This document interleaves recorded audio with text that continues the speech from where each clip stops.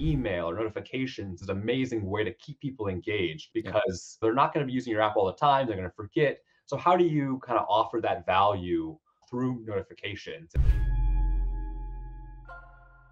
I know a friend of mine who added email marketing. You could just say, "Hey, enter your email," and it was just like a Mailchimp type of like pop up, and you can hit X. But he saw that 50% of all the users were giving them his email, and he would email blast them like that day zero, day one, and he saw really good results coming from that email marketing campaign. And so I think developers are sleeping on it. I know I've talked about not forcing people to give you their email and that performing better, but I say ask for it. I don't mind you asking for it, but just don't force me to sign up before a paywall, because we have seen that the revenue goes down when you force people to sign up before you show them a paywall. Typically, if you're starting off, put your account creation right after your paywall because you might lose like 20, 30% of people coming through onboarding that drop off after that account creation.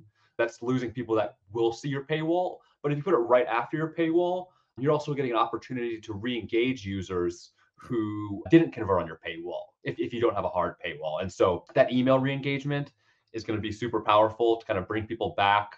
Typically, I think email is much better for monetization, where push is better for kind of engaging and bringing people back, feature usage and adoption. But email is, probably your more powerful channel for monetization there. And like you say, that right when people sign up, send an email immediately. And that welcome email, that intro email, will be your best email forever. And then also spend time with kind of your day 1 through 7 flow. Send an email, start with like once a day, a mix of kind of driving usage and retention and monetization. What's a good trial start rate that we should be aiming for from install? And then what is a good trial retention rate we should be aiming for? 10 to 20% trial start and above 20% trial conversion all kind of depends on your price points as well. Higher price points, you can afford to have a little lower conversion rates, but you're monetizing better. Lower price points, those numbers can be a little higher. What are some good tactics for those people who are activating a trial?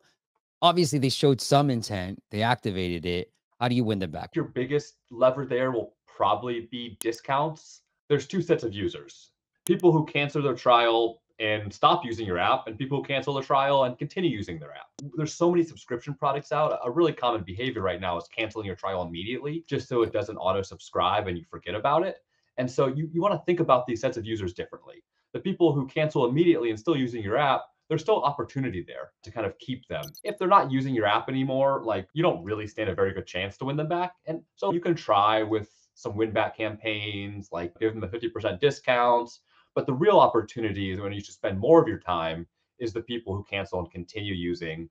And still discounting will be a great approach there, but really see if you can drive usage and the same kind of retention and engagement tactics that you'd apply to a normal user about educating around product features. And so if you can get them kind of hooked and retained and using your free experience, then you kind of stand a chance. This is one app, but literally I signed up and said welcome, and it says unlock pro, and then tries to get me to subscribe. It was the same day and just hours apart. They said welcome, Steve, and then hey, do you want to unlock your recipes and save 20% off?